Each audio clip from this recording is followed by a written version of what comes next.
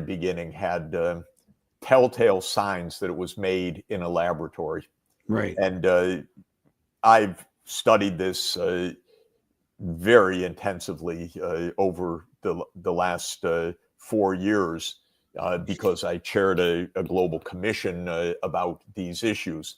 The CIA finally said what is true, which is that this virus came out of a lab.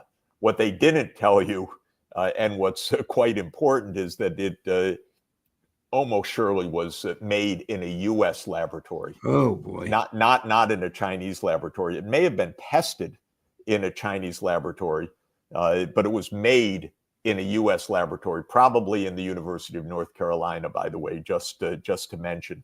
We have a lot to learn, but there's a lot of trail about this. It's awful, and it was hidden by the Biden administration. This decision by the CIA director to make this statement is a kind of partial step, because it was said that it's, yes, probably out of a lab, but China. Okay, that's convenient. But the truth is it was probably out of a lab made by U.S. scientists and perhaps sent to China for testing.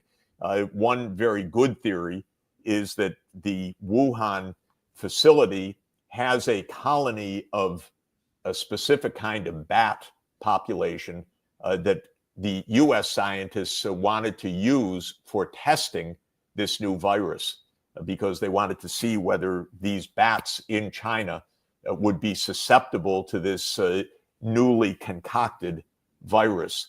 But there's a big trail of evidence. In the end, it's not going to be the CIA, it's going to be the FBI if they ever get on this to crack this case, because this is an inside U.S. job, and it wouldn't be so hard to find out. Probably they know. University of North Carolina, by the way, has been sued for 2020 and 2019, especially emails. They're holding off releasing 2019 emails. The University of North Carolina, are you kidding? They should be the first to say, in the public interest, we release everything so that we can understand what happened. They're holding these emails secretly and fighting nonstop to keep them from public scrutiny. And that's unbelievable.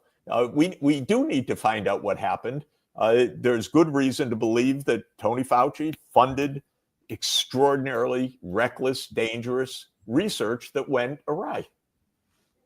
Professor Sachs, thank you very much. Thank you for your time. Thank you for allowing me to go across the board from the doomsday clock to Netanyahu.